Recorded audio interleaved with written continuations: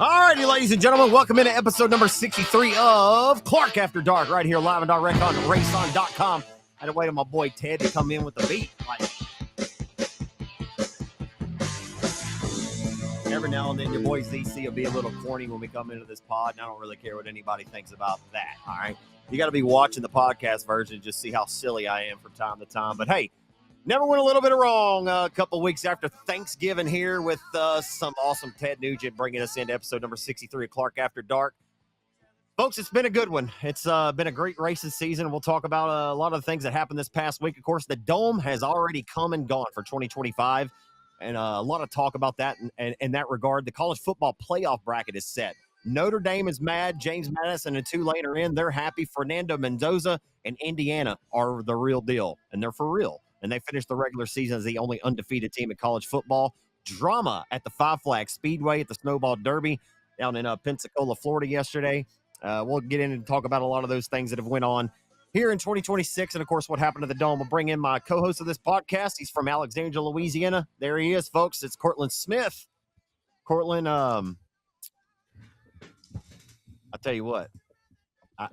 Every time, man, I'll play this Ted Nugent, and sometimes I just want to be quiet and just let it play. You know what I mean? It's the only time I hear it throughout the week. I used to listen to the song anyway, so I just let it play. Sometimes I just want to sit here and listen to it. But anyway, I know we got business to tend to, so we'll get right to it. So it's episode 63, man, and these last couple of weeks with these 60s, man, we've been getting here. We're like, oh, they was slim pickings on the 60s last weekend. Yeah. Hit us with the Josh Warren on the way out for old 62X.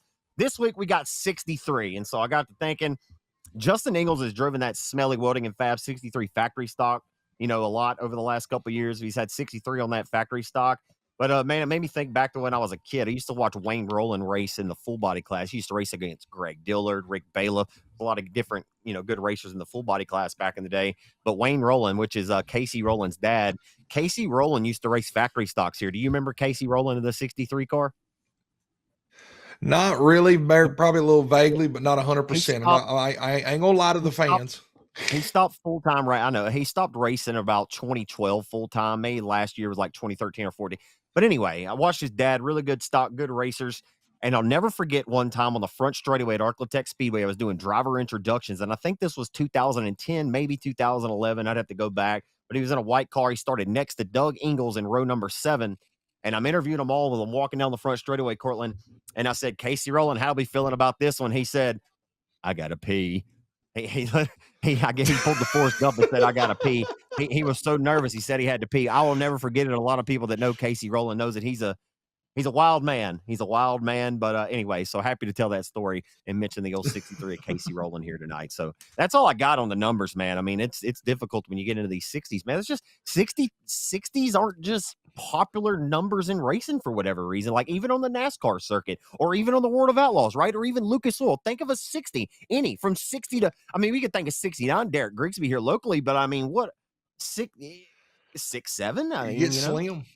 Oh, don't do it, Zach Clark. If we got any youngsters that watch, they just lost their mind when you hit them with the 6-7, my friend.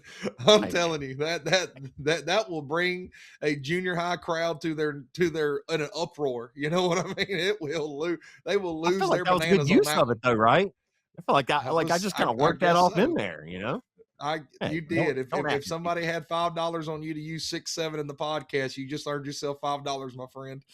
Well, I hear you, man. So the Gateway Dirt Nationals happened this week. Obviously, we previewed it. We talked about it last week, and I think if you come away and just kind of look at the results, like, yep, the Dome kind of win as expected, right? So Bobby Pierce wins the prelim on Thursday. RTJ wins the modified prelim Friday night. Ricky Thornton Jr. I'm sorry. Yeah. So Mike Harrison, right. Ricky Thornton won the late models on Friday. I got it tripped up here. I wrote in my notes, Thornton, Mike Harrison. And I was like, wait, this wasn't right. So, yeah, Ricky Thornton Jr. won the late model on Friday. Mike Harrison won the modified, and they split the prelims there between Thursday and Friday. On Saturday, man, for 70,000 win, it was all 32, right? Like Bobby Pierce, when he starts up front, it can go either way, but it usually goes the way of him finding Victor Lane more oftentimes than not. And this time, for the 32nd win of his season, he just absolutely dominated it. I mean, you thought, too, because we had 5 cautions, I think, and you thought on one of these restarts, man, Ricky Thornton's going to find that extra gear that he typically finds, and 20RT just never could quite pony up the dough to get a run on the 32 car. And then like Ricky just took it out on him in the modified. He gets behind the wheel of the modified, that Royal race car. He dominates the modified feature event. And that went about like a lot of folks expected it to, right? And I thought that Thornton would give the 32 more of a battle in the late model. But like I said, Pierce was just so hooked up over there on Saturday, and he was just on a different level all weekend, man. I don't know if there's any other way that you can, crumble the cookie on this one, man. I think the cream rose to the top this weekend. We talk about, is the dome a great equalizer? Like, I don't know if that part of it's over, right? Brendan Smith had a good solid showing for himself this weekend, and I'll be interested to see how he performs in that JCM car going forward in 2026. But like, man, I think the story was Bobby Pierce did Bobby Pierce things at the dome. He becomes the first 3-time champion of the event, and that was that was that, man. And Ricky Thornton won again in the modifieds. Yeah, that sounds about a recap that you gave that we've given about 20 times this year is 32 did 32 things. Like that's all there is to it. Flat out, I think you go around, take a pick. Obviously, the 32 20 RT are the two best late models in the country, and the 32 proves again that he just has one up on his sleeve on the 20 RT this weekend. I mean, he flat out, like you said, Fager even jumped in there early on in the race. Like Fager got up there and was running second for a while, and you thought maybe he had a chance to make his dome magic happen, but dude, that 32 is just lights out. It's just lights out. And when that wave is good, they just happen to just constantly stay on top, and they just keep on being 2-3 tenths better than everybody when they show up to the racetrack. And it was just his weekend. That's all there was to it. You could obviously tell that the 32 20 RT and the B5, those are probably the three dudes that were on a different level all weekend. Those were the ones that were going to be racing for the win come Saturday, as long as no bad luck struck. But that's just how the cookie crumble, man. It's kind of been a repeat of all year long, the last 2 years, the last 3 years, man. That 32 is just really, really good. And then you put them on a bull ring with a little chop, and you got to go drive around that top side. I mean, that was practically lever on the fence all weekend long up there at the dome. So, man, he just wins, man. That's all there is to it. And some people love it, and some people hate him for it. I like it. It's kind of like he's not Scott Bloomquist by no means, but anytime they call his name, it's 50-50 split. You got a bunch of cheers and a bunch of boos. So he's making a name for himself, man. And I will say, not enough credit, not taking nothing away from Bobby. Absolute will.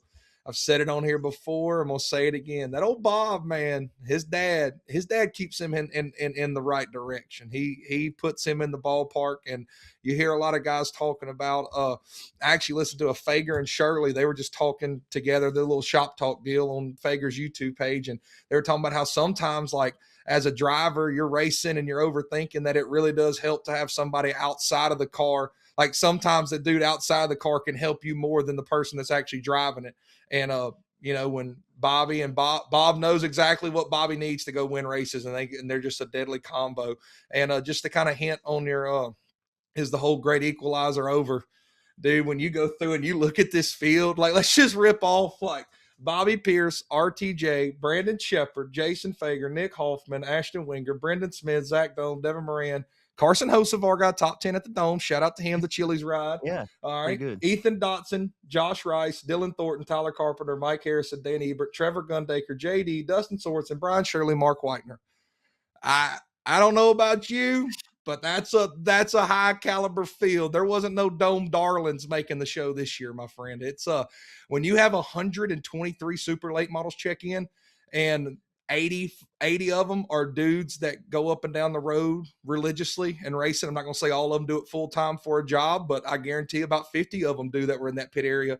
It's just going to be hard, man. It's if it keeps on progressing the way it's progressing, there is going to be it is a great equalizer. Like, you got guys that have of course they have a better chance to run good there than they do at Eldora, but at the end of the day, these dudes are the elite of the elite for a reason. Like, there's a reason they're the upper echelon, and they are where they're at in their careers, is because they're flat out the best in the business. And it's going to be hard to outrun them, whether you're at a 5th-mile dome in the America Center in St. Louis, Missouri, or you're at Knoxville Raceway in Iowa. Like, it's just one of those deals. It's going to be tough to handle. I think the great equalizer effect may be over, my friend. Yeah, because Saturday afternoon, whenever they're doing the redraw and Pierce immediately draws the one, I say, well, shit. I mean, and listen, I'm a fan of the 32. Like, I like watching Bobby race, but and this is no disrespect to anybody else that was started inside of that top 6, but I know when you put the 32, and I would have felt the same way if you'd have put the 20 RT on the front row too. I wasn't so sure how Yeah. much Bobby would dominate this thing. I thought he'd had to earn it a little bit more. I mean, he was just an absolute shellacking on Saturday night. I mean, he truly kicked their ass. Again, no disrespect to anybody. He just hit the setup. He was on it all weekend long. I mean, he had a clean sweep of the entire weekend. I mean, it couldn't have gone any better for him. But yeah, when they said he was starting on the pole, I said, damn. Like, I'd have liked him seeing at least start in the second or third row. Even if he just starts third and has to pass a couple of race cars, it's fun watching the 32 pass race cars and drive that car with reckless abandon because you know how bad he wants it. He's a ton of fun to watch. But sometimes I like watching him have a little bit of adversity, you know, having to fight and, you know, having to get up there and fight for it a little bit. When you put him on the front row, man, it's just, you know, again, it's just he's been on a different level for the last 3 years now. It's not just the dome, right? I think I'd feel the Yeah. same way if you were on the front row anywhere. Like how part of the watching him come and win that World 100 last year, what did he start 18th and won it? Was watching him drive through the field like that and ripping the cushion. And you're in awe of him watching him drive that race car. Just watching him as a person in unison with the machine is something that's super impressive. And I'll never doubt that with him. But man, I just want to see him work for it a little more. So you talk about the great equalizer. I mentioned a moment ago, Brendan Smith. I mean, I feel like he had a really strong showing for himself this weekend. First weekend out in that brand new JCM car for 2020. I mean, you know, at the end of 2025, going into 26. And man, I, I found a lot of people trying to give that young man a hard time on social media about the deal with him and Bronson. It's like, well, dude, here's the deal. Like, he was up there rubbing elbows with Bronson and a lot of these guys. I mean, he locked himself in. You could see the grin on his face all weekend long. So I'm not going to call Brendan Smith one of the dome darlings because this was his first time there, but I really felt like he made a name for himself. I'm sure he sold some t-shirts. Like, I was really proud of that young man because I mean he's up there mixing it up with the best of them, and I mean he comes out wearing a Kyle Bronson shirt in his intro. Like you could have played that in so many different ways, but he played it in the way to being more endearing to the fans, right? They're like, oh, you know what? This dude ain't so bad, you know? Like he comes out wearing a Bronson shirt. You know, a lot of people gave him a hard time, but I was really proud to see the run that he had. And there were several other people too. Like Thursday night, like I was pretty proud of one of our locals. John Mitchell came out, man, had a solid run, finished third in his heat race. He was in a transfer spot early. Man, the Catman, who's only raced there twice, his second year in a row, I thought Catman made a pretty solid showing for himself. Things didn't quite end the way he wanted. Patrick Daniel, also another local up there, things didn't quite go his way, but he was up on the front row of one of his races too. He got a left rear cut down, but you know, there's a couple of drivers out there. You know, the dome is a great equalizer, but the cream still rises to the top. Cortland Smith. Man, there's no doubt about it. That's all there is to it. It's dirt late model racing. If you ask a lot of people in the racing industry, it's probably the most competitive, toughest racing that there is. And the best are going to find their way to push through and get up to the front. That's all there is to it. And I mean, you look at another guy that I think had a really good weekend for somebody that I mean, he's a big time. I feel like he's a bigger name racer, but like Zach Dome, I think he's only been there Yeah. like twice, and he was mixing it up on Friday. We're just throwing out guys that had really good runs. You know, Zach Dome will be the first one to tell you he's not going to go up there and rip the top down, but heck, he made a way to find the middle, made speed through the middle there on a Friday night in his prelim. He ended up finishing fourth. He was in a battle for a transfer spot there with Brendan Smith on prelim night, and then he ended up with a top. He finished eighth, got a top 10 on Saturday. So you know that's another guy that doesn't really run there a whole lot, and I don't think he had to replace near as many deck pieces as everybody else did, but Zach Dome's another guy that kind of not a true national, but has had really good runs at the World 100 and up there at Eldora that he kind of showed up and showed that, you know, maybe you don't have to knock the right rear deck off every single time to run good there. Yeah, and that's another guy too that pays for. Not saying a lot of these other guys don't, or they don't repair a lot of their stuff. Like Bobby Pierce even works on his stuff. Like he put the body on that 32 car, you know, that nice wrap and everything. But he's one of those guys that foots his own bill. You know, he pays for a lot of this stuff. I know he has some sponsors and people Yeah. help him out, but that's the way Zach Dome has operated his racing program for the last 10 years, right? Like when you see him run at Eldora, you always have so much respect for it. Cause I mean, you might look up and he was running in the top five. And you're like, you know, this is Zach Dome. Like, dude's a really, really good race car driver, you know, like he really is. Like he has been consistently into the mix. It doesn't matter the shape or size of the speedway. If he can get his setup down pat and start to figure it out by the end of the weekend, if you start racing there on Thursday, by come Saturday night, that damn Zach Dome's gonna have his hat into the ring, and that's exactly what he did Saturday. When I heard Ben and Dustin talk about, well, what do you know, Zach Dome's living around the bottom. I said, look at this dude go. You know what I mean? Like he really is really good, a good race car driver, man. It's and I think him having that kind of run in the dome just kind of shows his versatility, and that was really cool to see. And another thing about this event, you know, we've kind of talked about this more than anything. This race isn't just about the race, right? This thing has become an event, a No. must see and a must attend event.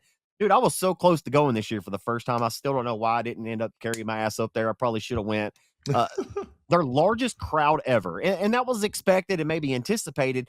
But Flow Racing comes out last night and says their all-time highest viewed stream ever. Dude, we're talking. I mean, Flow Racing has been around now since they formed the merger with Dirt on Dirt, and they took over streaming at Eldora for the World 100 for the Dirt Late Model Dream. We're talking about the Five Flag, the Snowball Derby. We're talking about of all time of anything ever streamed on Flow Racing. This one takes the cake, which goes to prove once again, if you put out a good product, Cortland Smith, people will show up and support it online and in person. I talk about this all the time. It was the most streamed event ever and the most attended event ever for the Gateway Dirt Nationals. Over 35,000 people in attendance. Like when they were doing the God Bless the USA or the Lee Greenwood, and everybody's got their cell phone lights turned on, and we're just watching it live on Flow. You're like, wow. Like, I mean, really, dude, we were sitting there, me and you, as we're dirt track racing people.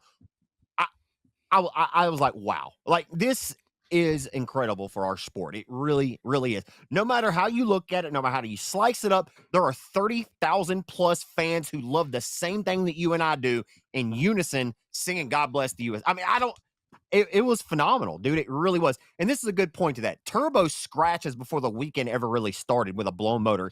Typically, if we're at any other racetrack in the country, maybe with the exception of Eldora, because it's kind of hard to get out of there if you're stuck in the infield. Yeah. But I'm pretty sure you can find a way to get out. But like typically, if you blow your motor on Thursday and you're supposed to be at a track till Saturday, I mean, granted, you probably have a backup motor in the pits. You probably got a backup motor in the toter. But typically, if you don't have another one, you're loading up and headed your ass out and you're heading home. But Turbo, he hung out, signed some autographs, sold some merchandise, and made a weekend out of it. That isn't happening anywhere else but at the Dome, buddy. I mean, it's just ending, It ain't. I've come to the conclusion myself. I've given up the whole race aspect of it. It is an event. It is an event. Yeah. I've given up the whole, like, it's got to be this type of race and everything. Because I was like, I guess you could say a racing purist. And I'm like, and I've completely thrown that out the window. Because just like you were saying, I could probably pull up the text message I sent you. I said, dude, whenever, just like that same scenario, they're singing the Lee Greenwood and they got the camera lights on, and I sent it to you. I said, dude, what's crazy is when I went, we weren't even 3/4 full around that bottom bowl. And then to see that in 5-7 years to that turnaround and that upper bowl getting full. I mean, look, it's one of them deals. You either join it or get behind, like join it or get behind, because it is, man. It's an event. It is a must see spectacle. The whole vendor course. And we talk about how much viewership they had.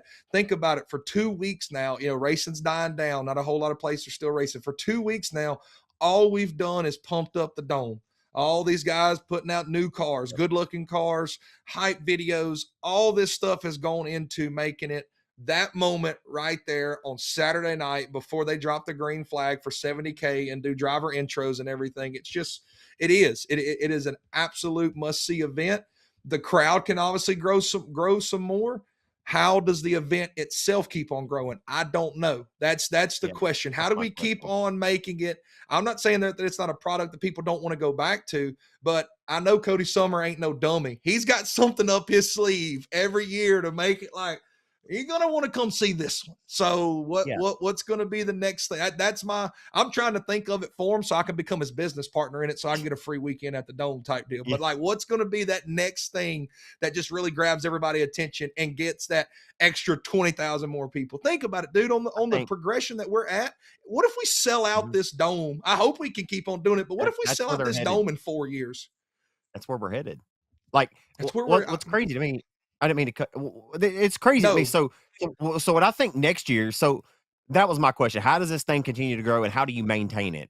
And the good problem is, like we were just talking about, like what you were saying the last time you were there, they had an entire upper deck that could still be filled. And there's still good portions of it up there that could still be filled around the outskirts of it. They've done a phenomenal job in the first 9 years growing this event into what it's become.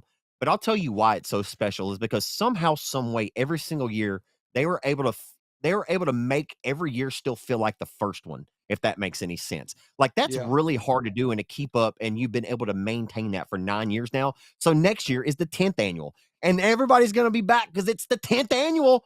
Gateway Dirt Nationals. You know what I mean? Like the 10th is the biggest of all. That's what we're going to do. They're going to sell it to everybody. But that's what I think is the most impressive thing is that every year that everybody goes back, whether you've just been to one or you've been to all 9 so far, is when every year they go back, it still feels like the first time. And that is really, really hard to do. It really is. That means you have something really special. Is it because we're walking into a very well lit dome, like the greatest show on turf, the Kurt Warner, Marshall Faulk, Ricky Prohl, Isaac Bruce, Torrey Holt. I just named a lot of Rams from the 2000 team off the top of my head. Yeah. Mark Bulger took over after from Kurt Warner. The greatest show on turf, one of the greatest offenses in NFL history. Is that a part of it? When you walk in, you're like, you know what?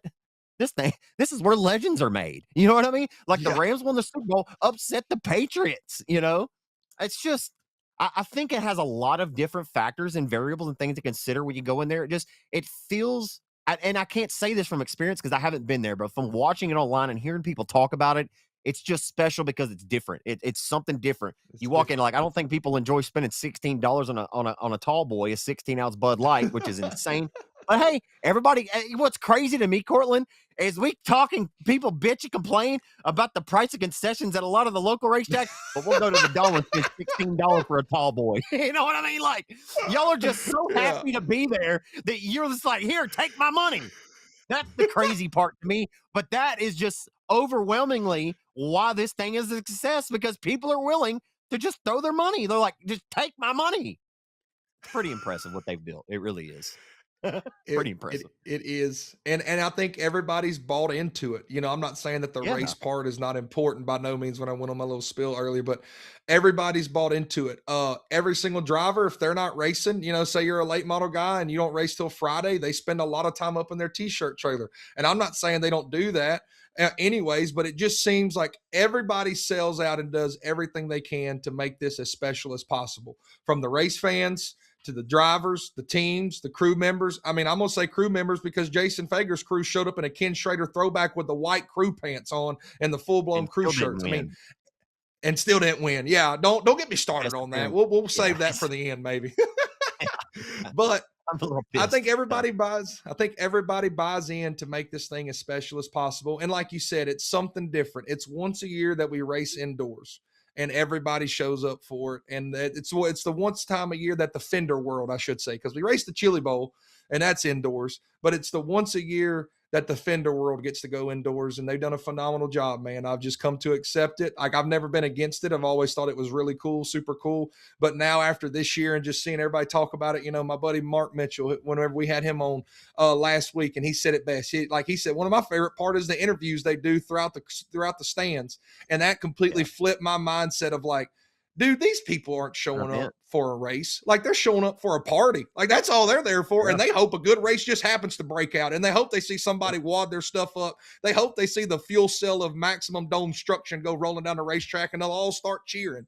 Like, it's just, it's an event. It is what it is. And it has done a special job. And I hope it continues to find a way to keep on coming back. I know it's not guaranteed forever. So we might as well enjoy it while we got it. Yeah. It's being in a building with 30,000 of like-minded people that are all passionate about the same thing that you are. Like, and I think one of the coolest things, and this is why I have to go, is just the networking that a lot of people do, I'm sure, at this event. It's kind of like, it's not like going to PRI in a way. It's almost better because everybody's kind of fuzzied up a little bit, having a good time. You can do some networking over there. You get some phone numbers and, like, honestly, like, that's how you meet a lot of people. Like, this is how a guy in Minnesota might end up having a relationship with a racer down in Texas, and they form a good alliance, and he ends up getting a sponsorship out of it. There's just so many great things that can come out of having an event like this for the entirety of dirt track racing. Like, I really love it. So the next question is, and a lot of people have been talking about this, and before I say this, I don't know why we have to rush these kind of conversations. I think, man, just give it a little time, man, just relax. Like, I think it's subjective to ask if this race deserves crown jewel status, right? Like, some of the diehards of this sport would say no, but but this thing has really everything that you're looking for, right? And again, it's all subjective, but if you want to call it a crown jewel, fine. But if they don't, I don't think it affects this race one way or the other, to be honest. It doesn't. Like, and how does this race stay around? There's a lot of different questions, and and going forward, this year it pays $70,000 to win. You would think next year for the 10th annual, they might have something a little more special up their sleeve. Like, why not make it 100,000 win for the 10th annual? Add another zero in there. I don't know. I'm not speaking on your behalf, Cody, but I mean, does this race deserve crown jewel status? I mean, I I think it'd be hard to make a race a crown jewel if you don't know for certain the future of it, right? Like this is what I wonder about. Like, how does this race stay around? Well, obviously you have to have the venue, right? And there's a lot of variables, contracts, leases, and things to consider, with the Gateway Dirt Nationals being at the Dome at the America's Center, right? Like it's a massive undertaking, and I'm sure the overhead for this event, putting it on, like you have to have a huge support in which in the manner that they've had to be able to pay the purse, obviously for the cars and the racers, but in order for them to keep the lights on at this facility and come back. So the thing is like Cody and his crew, I'm sure they do a great job and kind of try to clean this place up, take good care of it, so this event can continue to happen, right? Like it's such a massive undertaking. So I feel like before you can get into start talking about if this race has crown jewel status, you have to make sure that this race is going to be around for the longevity, or do you just kind of take this thing 1 year at a time, Cortland? Right? I can't put it at crown jewel status. What I've seen this argument before, and this is kind of my take on it. It's the crown event status. The Gateway Dirt Nationals is its own entity. Don't try to compare it to the World 100. Don't try to compare it to the PDC. If we get 40 years down the road, let's have that argument. But it is the crown event status. It is probably the must-see race that you go to all year. Let it have that title. Maybe me just being a racing purist, we can't call it a crown jewel if we're only going to run 40 laps and we can't change flat Yeah. tires. And I know the whole infrastructure of all that is a complete debacle. Like it would be so hard. Like I'm not complaining about that at all. But we can't have a guy that just say rallies from 18th to 3rd, catches a flat on lap 20, and he's done for the night. Like we can't have a crown jewel in like that, right? No. And that's not knocking the Gateway Dirt Nationals down one bit. I'm just Right. saying, whoa, guys, like pump the brakes. This is its own special deal. Nowhere else in 10 years has any race gained 40,000 people. And that's what the people are going to argue. Like, that's why it's a crown jewel. It pays 70,000 to win. Hey, I am not knocking none of that. But like, let's keep it its own deal. Don't compare it to the World 100. Don't compare it to the North-South 100. Don't compare it to the PDC. Don't compare it to the Top List, the USA Nationals, the Silver Dollar National. Don't compare it to none of that. Like, it's not that it's not one of those events. We are racing in a dome. Keep it its own thing. Keep it special.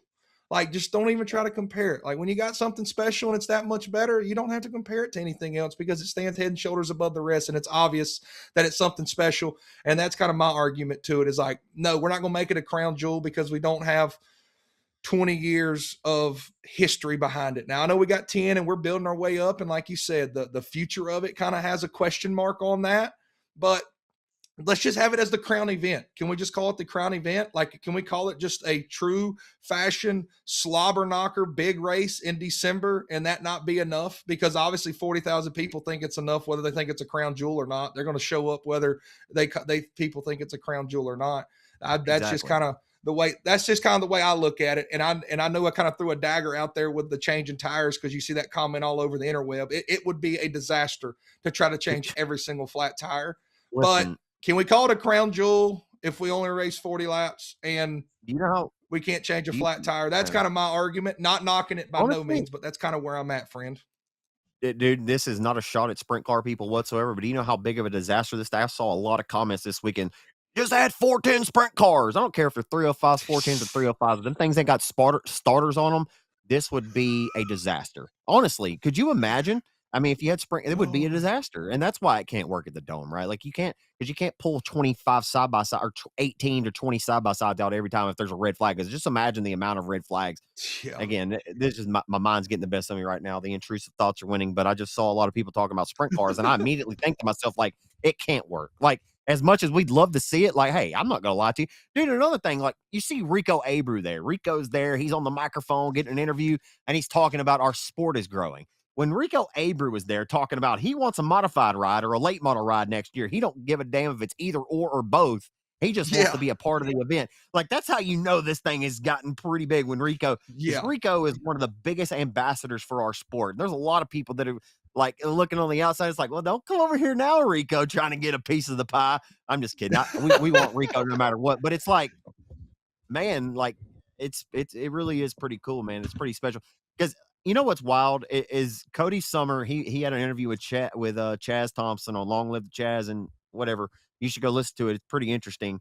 There's a couple It different is. ways you can take Cody Summer. You could say he's unabashed, or he's very confident. Some people could mistake that for an ego or whatever. It doesn't really matter what you think. Here's the deal: is this man is putting on the Gateway Dirt Nationals, and he's done a really, really good Yeah. job of it. Right? He made that comment, Cortland, and said, "Who else was going to think outside of the box and acquire an NFL stadium to put a dirt late model race on? Who else in our industry was thinking outside of the box to tackle to do something like that?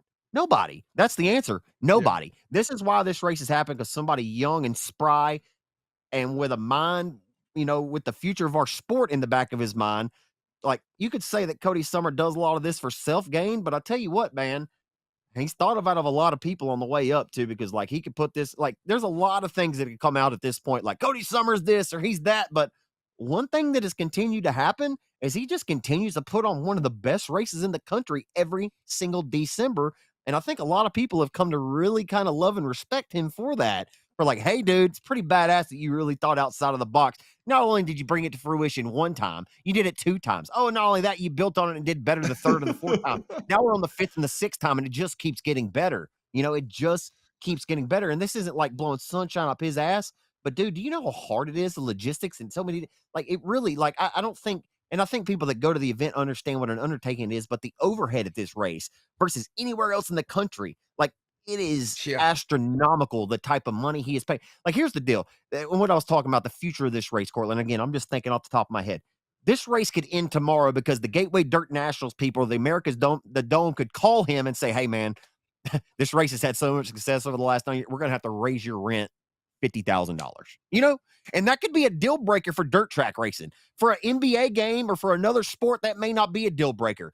But I feel like this race will happen as long as it's feasible for Cody to continue to do it, right? To be able to pay the bills in order to turn the lights on and put the race on. Because it could be just that simple, right? They give you a phone call, hey man, we're gonna have to raise the rent 50,000. Yeah. And that's just the world we live in. Like, you don't know that phone No. call could happen tomorrow. And that's something that you always have to consider thinking about the future of this race, Cortland. Yeah, and another example is that they could easily just call, I think they got the dates for next year already solidified, or if not, like they said, that's going to happen next year. It could just be as easy as a phone call after next year when they try to do the dates, and I'm sure they've already long-term planned stuff. Like, it could just Yeah. be as easy as a phone call. I've said that 3 times now. The Dome could call them and say, hey, dude, we got updates going on next December. You can't have your race. We can have it in March or April, but we can't have it in December because we're going in and updating the facilities and It doing won't X, work Y, in Z. March. There's so much that goes into it, and it come from the Chaz deal, like he said, Cody Summer. Who else thought that a team leaving a dome that was a convention center connected to it? You kind of mentioned this just a second ago.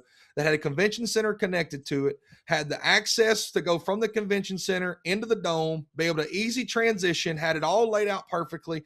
And I think why everybody was kind of a little sketchy is like nobody knew who this Cody Summer was. Like, when he Right. just burst out on the scene, like, he obviously had a background in racing. You do a little research, you find out, oh, he's this guy, that guy, he's been around here, there. But then, like, the dude just comes out of nowhere and says, oh, I'm going to have an indoor race in December. And he was confident enough, and it's in itself. I don't take it as an ego or cocky. Like, I just see it as a Right. confidence and a dude that doesn't, like, he likes to win in life. And I say that, like, not in The an go getter. aggressive way or an egotistical way, but a go getter. And he had an Yeah. idea, and he was going to make it work, and he's done that, and he has made it, just like you said, into the biggest race, into the biggest spectacle that we have in dirt track racing. And if you don't believe that, the viewership on Flow shows that, in the 40,000 or 38,000, how many people that stuffed themselves into that dome on Saturday night proves so. I mean, it's crazy to think. I guarantee when it first started and he sat there in 2016 and 17, and I'm not saying it was great, but anybody that was associated with it would tell you, like, it wasn't the greatest first year out. Like, there was a lot of issues. I think that Thursday or Friday night, it was like 12 hours, like, of on track activity. Like, it was just, and That he has prelim fine is what tuned did it. it. Yeah, he has fine tuned it and found a way to make this deal a success. And love it, hate it. I don't see many people that bash him. And if they do, like, go hop in the pond because you're a silly goose. You know, that he's done something special. It's an event now that people plan yearly. That is their yearly gatherings of, like you said, you network with people and you meet these people, and you got friends from Minnesota and y'all been sitting next to each other the last 5 years at the Dome. And every single year y'all go back and you hang out and you buy that dude a tall boy, or then he buys you one, and then you end up going to eat lunch the next day, and then all of a sudden BFFs and you talking every day. Like, it's just it's crazy what has come of this, and just how cool and bought in that everybody is into this event. Yeah, so if you folks came to this podcast today and thought that we were going to talk about a whole lot more or less than the Dome, then I don't know what you came here for, because honestly, it was the only dirt track race that happened in the country. Dirt track race. Of course, Snowball Derby happened. We'll talk about that here in just a second as well. And I'm not sure how many dirt folks care, but I think a lot of people, there were a lot of eyes on the Snowball Derby over at the Five Flags Speedway in Pensacola, Florida, yesterday afternoon. Of course, it was postponed to rain. But final thing about the Dome here, and of course, you can add any additional things that you have. Haley Gross won the modified portion of the best appearing car contest, and Tyler Carpenter, who was not on your top 5 list last week or in your honorable mentions, not saying the car wasn't nice and pretty, had the nice little 28 bubblegum numbers. But it was a nice car, very busy wrap. But Tyler Carpenter won the best appearing late model contest, and a lot of people are up in arms about it. A lot of people consider it like it's a popularity contest. Granted, I'll be honest, 100% honest with you, I didn't know who Haley Gross was before this weekend. Her race car looked pretty good. I thought it was a good looking race car. Didn't think it was the best looking one, but again, this is all subjective and opinionated, right? It's just your opinion, and that's why they put it in the fans, and they put it in the fans' hands, and they voted. And you know how, hey, Tyler Carpenter, if anybody is a Dome darling, it's Tyler Carpenter. So we took the cake on that. And Haley Gross, I guess she made a name for herself. But that's how the best appearing contest did to wrap up, your top 5 from last week. So I don't know if you're disappointed about that, or Man. I know that you understand it, but I mean, man, there was such some good looking cars. Like seeing that TPO Tyler Peterson's Rocket One throwback in person, that thing looked better. That thing looked better on the racetrack than it looked in pictures. Like, it was beautiful. Yeah. And then Garrett Albertson goes out there and decides to rip the whole clip, and then Maximum Destruction, Mikey Marler goes ahead and rips the fuel cell out of it. And no better time than now to say there ain't no gas in it. Like, what in the hell? I mean, they're just ripping these cars to shreds. We talked about that last week too, right? Like, it's just silly. Like, we're going to the Dome, putting brand new wraps on these cars for this race, knowing that we're about to destroy the shit out of them. And that's exactly what happened. They destroyed some good looking race cars. That happened a lot, and very early on in the weekend did we realize, oh, it's going to be a lot, because Nick Hoffman, a guy that's been around that place probably made more laps than anybody else there, because when they ran the midget, he would run all 3 classes, and he goes out there first lap of qualifying, and he knocked the right rear deck out so bad that it broke the front A-pillar on the hood. Like, he clipped this thing, like KO'd it. And that's a dude that, like, he got a lot of laps around there, Nick. Like, you ought to, like, he ain't going to be the one to do it. And sure enough, he did it. And not that it ended his weekend. Them dudes still come away with a top 5 run on Saturday. But, like, you said it, a lot of cars tore up a lot of pretty and nice pieces of work. And let me just tell you, those guys, whether they were going to the Dome or not, they spent just as much time getting all the angles right on the body, getting them skewed. They probably worked harder whenever they're sitting there sucking the right rear quarter panel in and trying to find any way to curve it around. Like, they still put a lot of work into it, knowing that when it rode on the track, it's probably going to be 48 pop rivets, a couple. All right, that's good enough. Drill it. Like, we're just beating it out for all you can get. Like, it was I will say the only thing on the best appearing car contest, I'm just a little salty about it, because I know it's not a hard work award, but Garrett Albertson had to rebuild a front bumper. He built a roof and the sides and everything for it. Now, he did go out there and destroy it last one. He did. It didn't stay pretty long, but I don't see how, like, we at least got to give him like a bonus for doing that, because at least he proved it's done. Anyway, you got a point. That was me wrapping up at least the body side of the Dome there. See, I think my ADD may get the best of me here. Let me see if I can remember what I was saying, because when I put my finger up, that was a couple minutes ago, or about 30 seconds ago. What was I going to say? Well, come to me. Help me, Jesus. I don't remember, Cortland. What is going on here? I Well, say I got a one more little time. I'm gonna interesting sound like stat that for guy you. in that interview. I'm gonna sound like that guy that did his interview and all he said was Ayers. Well, I got an Go ahead. interesting stat for you Yeah, that some people may yeah, have known by now, but Ricky Thornton Jr. has now finished on the podium at the Gateway Dirt Nationals 4 straight times. yeah. 4 straight times the 20 RT's been on the podium on the finale. Well, I picked him. Obviously he's one in the mods, like he's back to back, or I don't, is he I'm back to picking back him in the next year mods? too.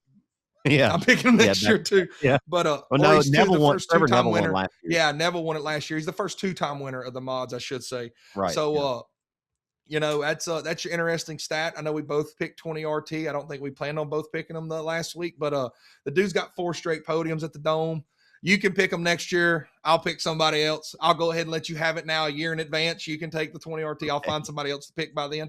But that's something pretty cool. And just to give some modified love on Thursday night prelim, we talked about him a little bit, picking up the Skyline Motorsports ride. Dallin Murdy ran a really strong second to 20 RT on Thursday night. Maybe Yes, maybe sir. Ricky Yes, Thornton sir. was holding back a little bit. He can watch the Jumbotron and see that he had a lead and he could have maybe stepped it up if not. But still, Dallin Murdy hopping in a car, he doesn't really race a whole lot. And going out there running second to 20 RT on the Thursday night prelim was something to keep your eye on there. We obviously know he's a talent behind the wheel. Like if you don't know who Dallin Murdy is and you're a fan of dirt track racing, just Google him, as Kurt Signetti would say. Just Google me. Like just go ahead and look the dude up. He's got the credentials to prove that he's a wheelman. But it was pretty interesting to see him run second to 20 RT there Thursday. Go ahead. I ain't gonna let you forget this time. And this is what I was gonna say a minute ago, and it would have been better if I'd have tied it in, but we saw more ingenuity this year. I don't know if you want to call it redneck ingenuity, but did we not see a lot more ingenuity on the race cars this year more than ever before at the Dome with how they had the spoilers spaced out on the rear? They had Yeah. that gap on there so they would knock the entire spoiler off, just at least hit the right rear of the quarter panel, don't knock the spoiler off too. There was way more Yeah. ingenuity and drivers trying different things on their cars with the bodies this year so they knock their bodies and spoilers off. I thought that was one of the things to note out of that race this weekend that we haven't seen in years past.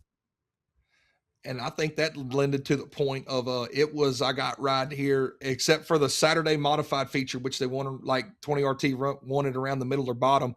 It was live or die by the cushion all weekend long. It In was. years past, you could kind of roll that bottom like a Tanner English, who always ran really Yeah. good, could kind of roll that bottom. And this weekend, it was live or die by the cushion. Like you had to get up there at some point in the night. Zach Dome proved that you can kind of roll around that middle and didn't have to be right rear quarter panel buried into the wall. But to be the fastest out there, you had to go bury that right rear quarter panel in the cushion. And I think that's why it lended to the ingenuity. I will say I think Yeah. Tyler Carpenter, even when he won his races down there around the bottom, it's just guys like that this year they built the track a little different. A lot of guys said that, and you could even A lot see more from banking. videos of like people track walking, like it looked way different than it had in the years past, and they kind of cupped it up some, I believe, around that top. And let's just be real, we would rather go see a single file race around the top than a single file race around the bottom. And Cody Summers is an event 100%. promoter, and he's trying to put on a show. And you sell a lot more t-shirts going up there and knocking quarter panels off and having half the body ripping off than going quarter throttle down the straightaways hugging the infield barrier. Yeah, speaking of Tanner English, lost his ride today with Coltman Farms Racing, um, which That's is kind of a strange and unorthodox. Like I don't know. I haven't talked to anybody with either one of them programs. I don't know Brent Coleman personally. I don't know Tanner English personally. But just reading from I'm just reading the Coltman Farms release, and they said that his unwillingness to relocate to where their shop is in Georgia from Benton, Illinois, is why he kind of lost his ride. He was kind of given an ultimatum. The other drivers were given the ultimatum, hey, we're going to relocate and all my drivers are going to be here in Georgia. And Tanner English wasn't willing to do that. And so now his seat is up for grabs. I don't know who's going to fill it. I don't know how that really works out. I just was going to add that as you mentioned Tanner English. And one final other yeah. thing, I don't let, if you want to add anything on Tanner, you can, but I just wanted to make this other point. Final thing about the Dome. Chet Christner is a phenomenal announcer. Like Ben and Dustin do a great job. We talk about them all the time. We haven't had a chance to listen to Chet a whole lot this year. He was USAC's announcer, for several years. And of course, used to run Speed Shift TV. He's announced down here locally in Texas. First time I ever was around him at the Las Vegas Motor Speedway when I went there to announce the Duel in the Desert in 2015. And Barry Braun told us that weekend, and I hate saying stuff like that, but it's a true story. He told any of us that that if he caught us speaking to Chet Christner, that we were fired on the spot. I guess him and Chet had some issue. I don't know. And I don't really like to talk about this, because I'm not speaking on behalf of Chet, but I think Chet would laugh at it because we've talked about this since then. He thinks it's pretty comical. But so the first, that was the first time I ever worked around Chet. He did the PA announcing while I did the broadcast announcing at the Las Vegas Motor Speedway dirt track that weekend. But I thought he was a great announcer then. And it was sad because I didn't get that opportunity to walk up and shake his hand. Hey, man, got a lot of respect for you. You do a great job. Didn't get an opportunity to do that because I was told that I'd be fired if I did, which has got to be one of the craziest things ever, right? But anyway, Chet Christner was the voice of the mods at the Dome this weekend. Dude, he's just so smooth, so calculated. Love listening to him make a call, dude. He's just, from one announcer to the other, he's a joy to listen to, man. He said, throw a rod to God. Dude, throw a rod to God. The bottom side boogie, a kick in the keister. Yeah. I mean, just dude, drop the hammer. That is hands down. I don't care who, what, why, when, or where. That is hands down the greatest start cadence to a race that any announcer will ever have. Like, it's time to drop. I'm not even gonna try to replicate it because I'm too country to do it, like way too hillbilly sounding. But Chet Christner is an absolute joy. I have that wrote down right here. Chet Christner needs to be full-time on some series. Yes, it's at the bottom of my notes. Looky here. Chet Christner down there on the bottom right there needs a full-time gig. That's what we got right there. Needs a full, I want to hear Chet Christner more. I'll tell you, Chet Christner, you can inject Chet Christner, and I even had in my middle note I made when I wrote that, you could turn away from the TV and listen to the race and know exactly what was going on from the two examples I gave, the bottom side boogie, the kick in the keister, all of that. He just is so smooth, and the way his phrases, man, dude, Chet Christner, it sounds like we're blowing smoke up his tail dude is legit. That dude is legit, man. And he is, a absolute joy to listen to watch a race. And he's a really interesting cat too. He usually wears that old safari hat. He's got that crazy beard. He's got the earrings. He's just he's just such a cool dude, man. He really is. He's such a good dude. And he knows racing in and outs. And he kind of stepped on the sideline. His hat was thrown into the ring to be the high limit sprint car announcer. And he took his name out of the hat almost immediately. And then that's when Chase Rodman took it. But I mean, if the opportunity was there for him and he wanted to take it, I'm pretty sure he'd be the high limit announcer right now if he wanted that job when it was there. But he didn't. He stepped away from USAC announcing too. Brian Holbert's in that role now, and maybe we will get to hear Chad a little bit more in 2026. I don't really know what his plans are, but anytime you hear him, man, and when you're listening, you're like, yeah, that guy means business, and you think as a race fan or just as a customer, a paying customer on Flow, you're like, this guy's got us taken care of. This guy's got us in a good seat in the house right now. We're in good shape. I think we're going to be in good shape for the next few hours with Dustin and Ben and Chet. They all do such a great job, man. So again, tip of the cap. And then we knew that this episode was going to be very dome centric, and that's exactly what's taking place. Man, a couple of exciting 2026 events to note. And listen, we'll have another podcast at some point in this offseason where we're going to have a lot of 2026 events that we're going to talk about and hit and talk about locally. But these couple here that were just off top, USMTS is coming to Macon, dude. That's really, really exciting. And I'm wearing it right here, folks. This race started in 1988, the Short Track Nationals. This is the 36th annual race. Got me an old crew neck here. This is a 3X, so it's a little big. You can see how big it is. But I wore it on here tonight for my boy Tim and my girl Laura Crawley and Landon and the gang. The World of Outlaws sprint cars are coming to Texarkana 67 Speedway to be sanctioned. The Short Track Nationals will now be sanctioned by the World of Outlaws NOS Energy Drink Sprint Cars, October the 23rd and 24th. The 24th is the Short Track Nationals portion of the event. The 23rd, the night prior, the Jason Johnson Classic. Dude, you're a Louisiana native. I'm from Louisiana. Yeah. You know it. I tell you all the time. Whenever I host a race on iRacing, it's 41 laps, always in memory of Jason Johnson. Love that dude. Was one of his biggest fans. And I'm just excited to be a race fan that weekend. Johnny Gibson will be on the call for the Outlaws. It'll be phenomenal. Just to have the Outlaws locally here, close to town in the Arklatex is really exciting. And then also, of course, the World of Outlaws Super Late Models will be at Boot Hill Speedway just a couple of weeks before. So you get to see the World of Outlaws Sprint Cars at Texarkana, and you see the World of Outlaws Late Models at Boot Hill. It's going to be a great October for us Arklatex area racing folks. What do you got? I was just gonna say we are on the uppity for Arklatex racing, man. I got one more thing about the dome, but we hit that on the way out. That's fine. Dude, we are just, man, I feel like we talk about it and we're just at a really good place, and we got guys that are willing to stick their neck out there and do these big events. We got a 30, name another place in the country, and I know there are, but who would have ever thought 5 years ago that we would have the Jason Johnson Classic, the Short Track Nationals at 67 Speedway under the World of Outlaws sanctioning? 2 weeks before that, I think it's 2 weeks before that, we got the World of Outlaws Super Late Model showing up for a 50K to win Bayou Classic. And then I don't know if we'll have the 30,000 Spring Nationals back this year, but we had it this past year.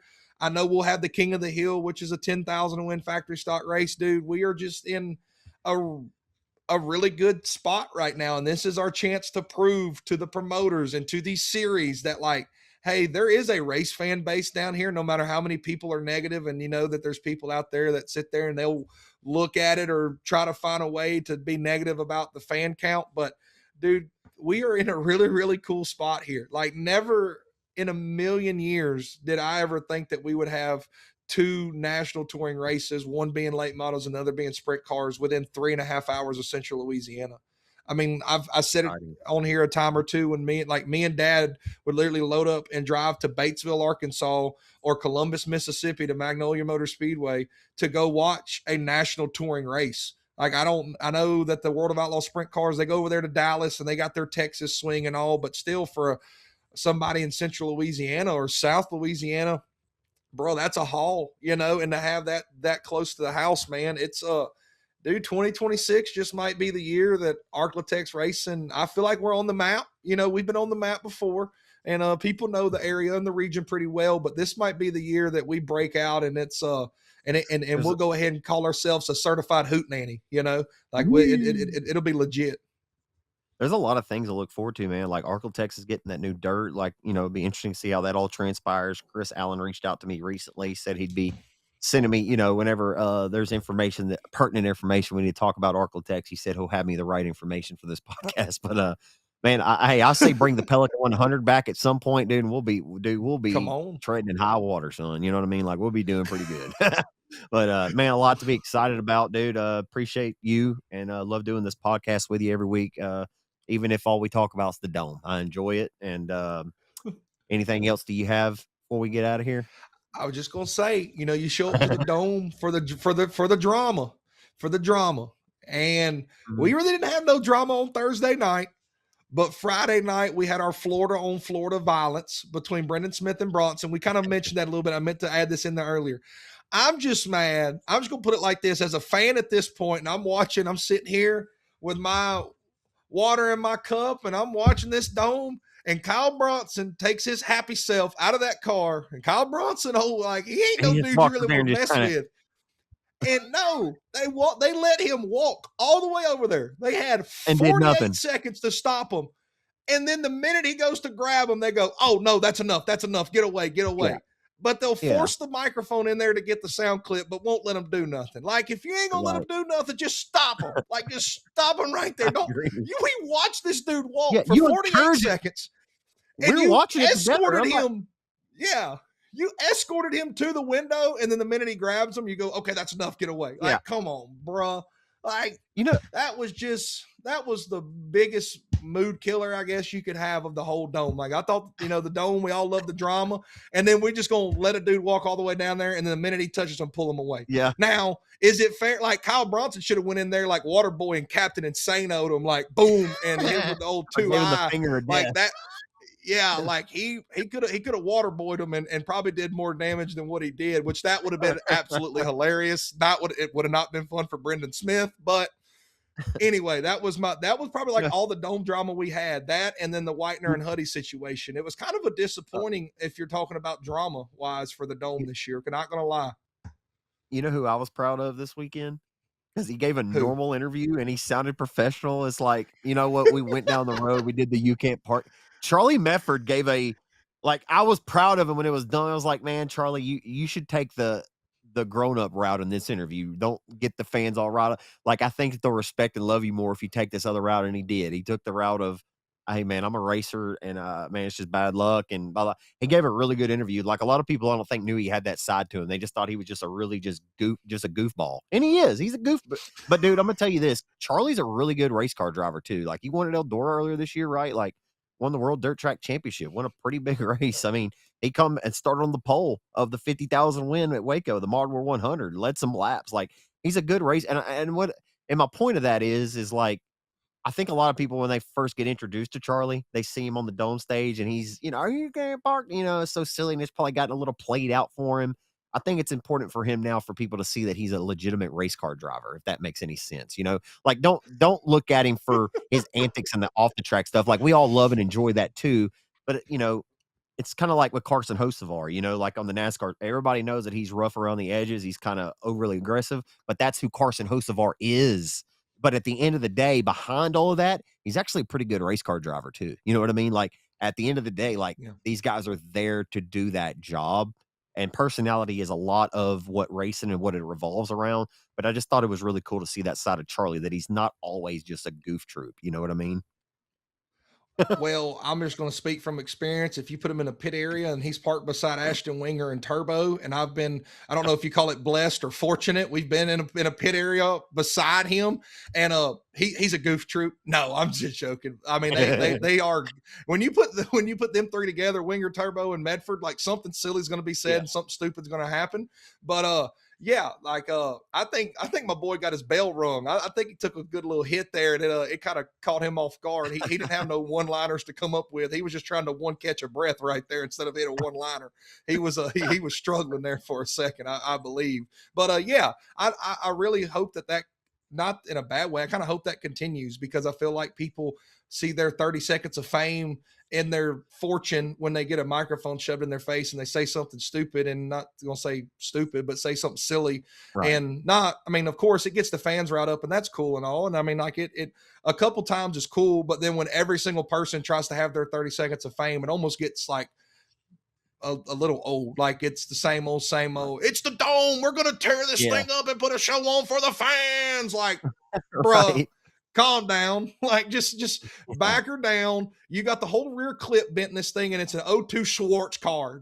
Just calm down. Like just pump the brakes, big fella. You're running 15th in a non-qualifier. You are not putting on a show.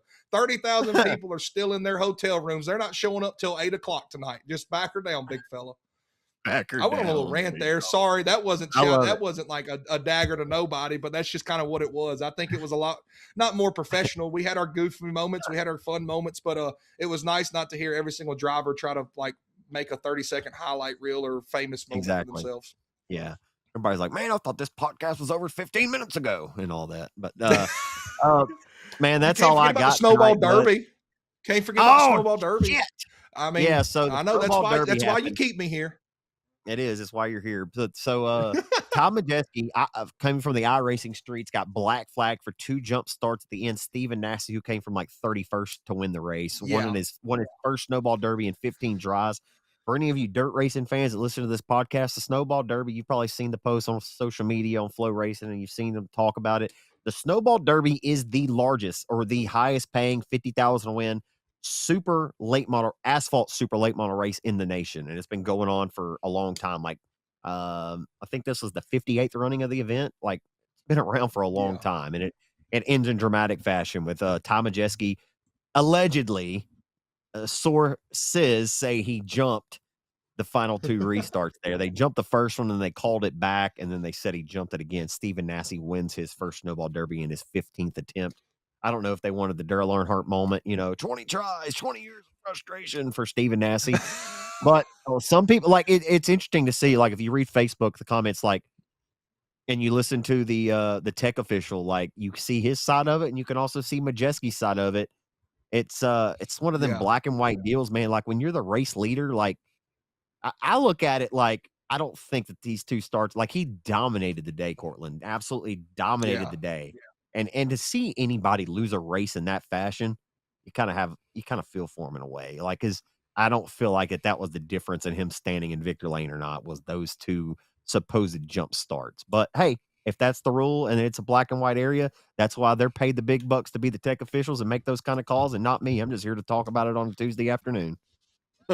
Yeah, I'm just a pit reporter. I have no knowledge of anything in this world. Again, I don't know why you even let me on the podcast, but like you said, it is a tough call. It is black and white, and that's why you pay somebody to be the race director. You know, it's his call, and he willingly went on Flow in an interview. He didn't shy away from it. He told him, he warned him.